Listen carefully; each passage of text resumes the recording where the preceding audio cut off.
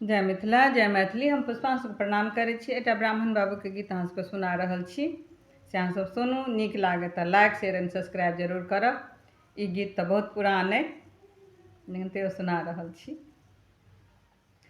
ब्राह्मण बाबू के आंगना चंदन घन गछिया, तही चढ़ी कोइली घमासान। हे ब्राह्मण बाबू के आंगना चंदन घन गछिया, तही चढ़ी कोइली घमासान। हे काटब चंदन गाछ मेरा बदुअरिया, छूटी जेता कोइली घमासान। हे काटब चंदन गाछ घेरा बदुअरिया, छूटी जेता कोइली घमासान। हे कान लगले खीजा लगले कोइली पीरिकिया, ढाड़ लगली नैना दोनों नोर।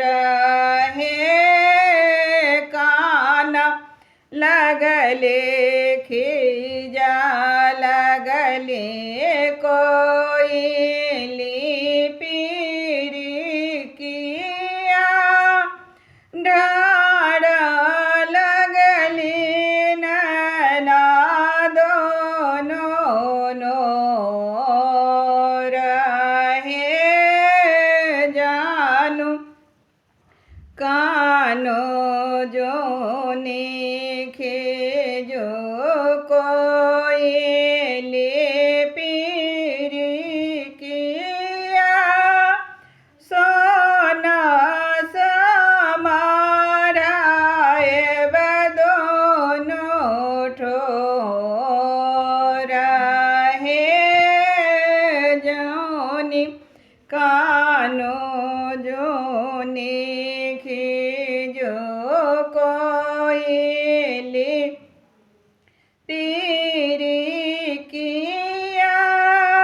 जोनी डारो नैना दोनों नोर।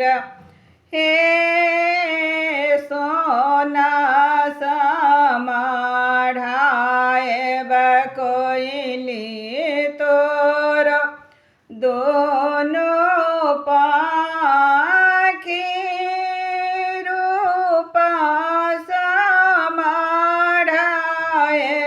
दोनों ठोर। हे जाहि बाना जेबा कोइली रोनो झोनो, बाजत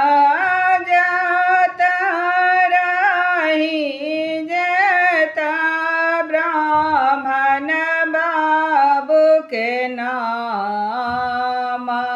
हे जाहि बाना जेबा कोइली रोनो झोनो, बाजत रही जेता के नाम हे। जय मिथिला, जय मैथिली।